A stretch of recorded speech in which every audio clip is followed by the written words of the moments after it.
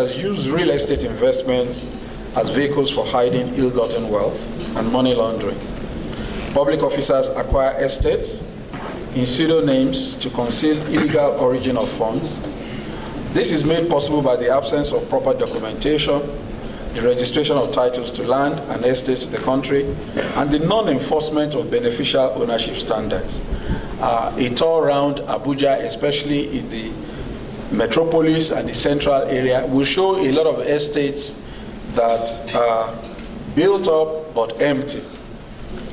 If they have been constructed with funds that were borrowed at market rates, I don't think any investor would leave such properties empty. One way or the other, they will put them to use. So it is suspected that some of those estates are being used to launder ill-gotten public funds.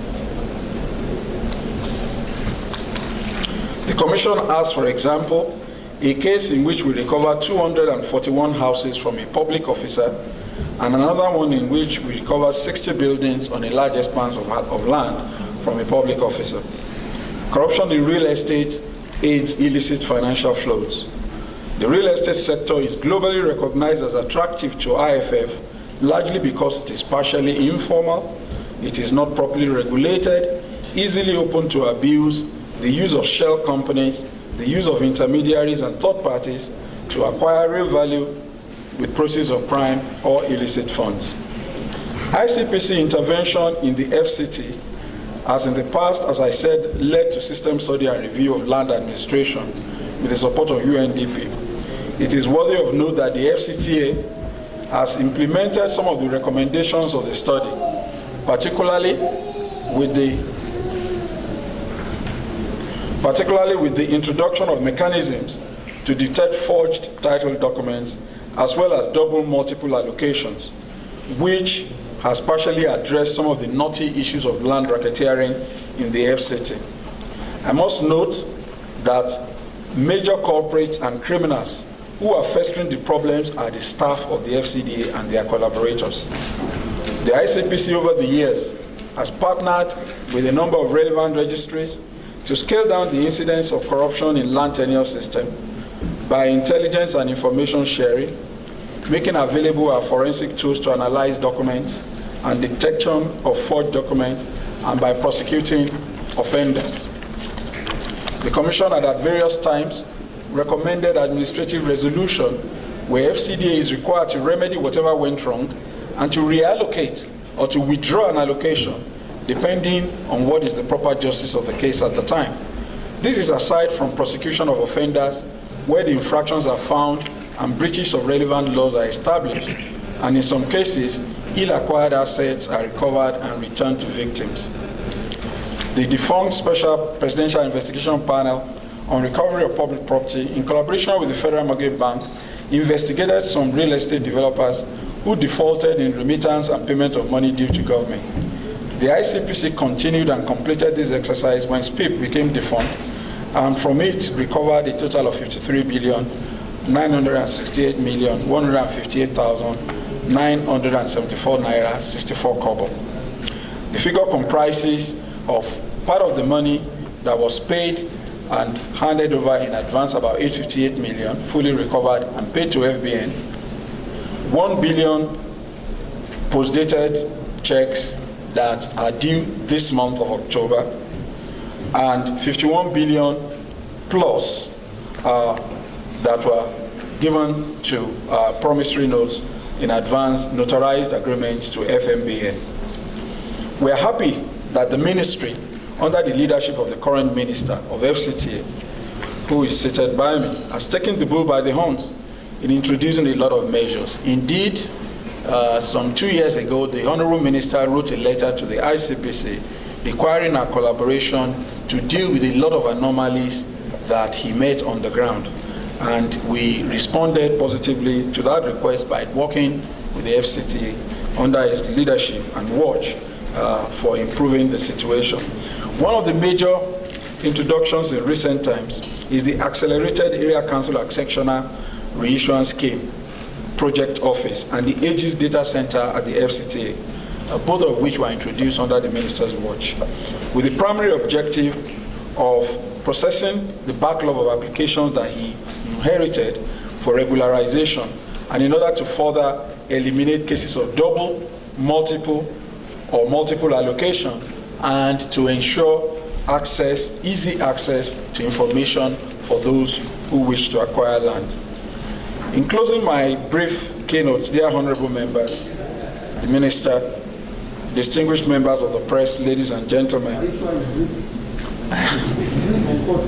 let me put forward a few recommendations on what we see as the way forward for improved housing delivery in the country.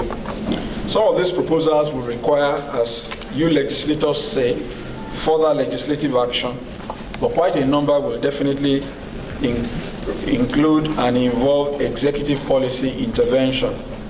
There's a need to make the registration of land title not just compulsory but enforceable, with beneficial ownership disclosure as a basis, and within a stipulated time period, to remove or at least to significantly diminish the incidence of acquisition of land either by public officers or others through third parties or pseudonyms.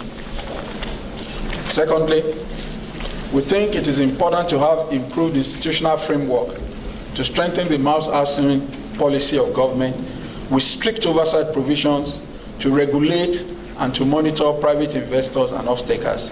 In the example that we gave, Redan or some of his members acquired land for specific purposes, but did the exact opposite without any consequence or repercussion. This should not be allowed to happen.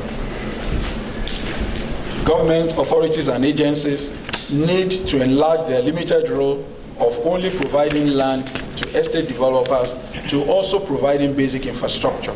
A lot of the excuses that are sometimes offered by Redan members is that the cost of providing infrastructure, which they willingly agreed to in order to get the land allocated to them, and then they get on the field and say, oh, the cost of providing the infrastructure is simply too humongous, it's government that has to do it.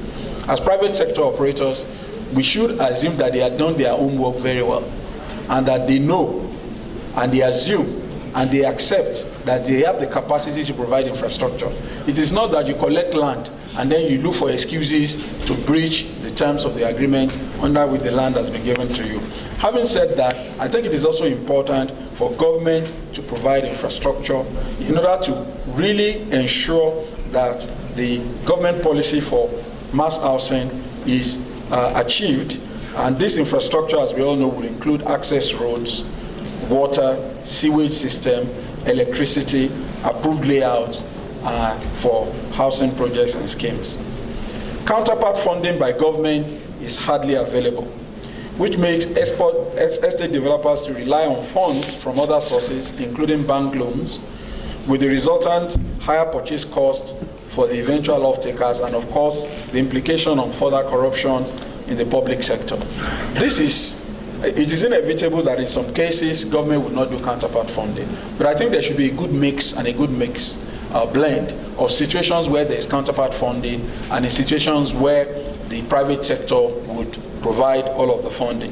Whatever the arrangement, I think that this effective monitoring of the project itself is what is key for government to make sure that once real estate people come and say, we can deliver this, give us land, we'll build the road, we'll provide water, they should hold them to account.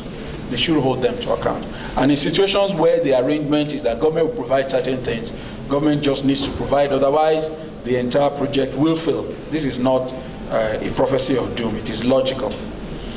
Efforts should be made towards improving transparency in mass housing projects by providing workable evaluation mechanism to eliminate corruption generally that dog these schemes. Government should, and as I've said earlier on, at least the current minister has made the effort towards creating data banks of stakeholder experiences, information sharing, in order to educate people who aspire to own land, and to facilitate quicker assimilation and dissemination of best practices among stakeholders, while also ensuring that identified critical success factors are adequately considered.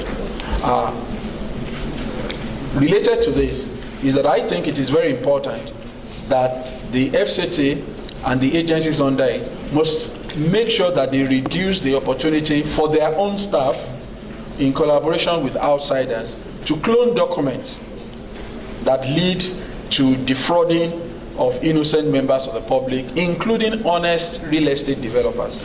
Because we have a number of cases whereby the original certificates of occupancy or land title documents are released to fraudsters and criminals temporarily in order to deceive investors. And after that deceit is effected, the documents are returned to the file. The documents are returned to the file. This cannot happen unless somebody on the inside has colluded. Federal Mortgage Bank of Nigeria processes for loan applications for estate development should be made unambiguous, transparent, and less cumbersome. We understand the need to secure the funds that are given out. But again, as we have noticed with Federal Mortgage Bank and even sometimes other players, there is also complicity in very lax, loose, unaffected agreements that are signed, and when the default happens, everybody pretends as if it is the private sector that is the devil. Whereas the people who negotiated the agreement in the beginning did not do so in the best interest of public funds and of the public. The Federal Housing Authority should digitize and make more transparent the processes for house application and acquisition by all and sundry. Again, FCDA should be encouraged to conduct a lot more monitoring and profiling of estate developers when they are approached, even though Redan itself is a credible organization, but it probably has many members who do not carry that characteristic of the bigger umbrella, and they hide possibly under the Redan. So the point is, you have to lift the veil and say who is behind this company, what's their track record, because some are serial fraudsters and they are unrepentant and they mutate like COVID-19. So you defeat them in one project, they mutate and create another scheme because they have insiders who are facilitating their nefarious activities. We think that a more focused and more rigorous due diligence on the part of the FCDA will reduce the opportunities for charlatans to get into the sector. The FCDA also should continue to collaborate more closely with anti-corruption agencies to deal with incidents of corruption, fraud, maladministration, and other offenses. And I want to again publicly pledge our support to the FCDA, to the Minister, and to the outcome of the processes that is going on from this public hearing towards diminishing malfeasance in this very important sector. The real estate sector has over the years served the combination of a tool to deliver housing for the public, but also as a tool for money laundering within the country, and perhaps illicit financial flows out of the country to other locations. We cannot continue to pretend that all is well with the sector while the economy continues to grow and our teeming population continues to suffer from lack of affordable housing, whereas Shylocks and criminals continue to perpetrate their intents unchecked. The first step has been taken in this collaboration between the legislature and I think the executive, and we're all here to be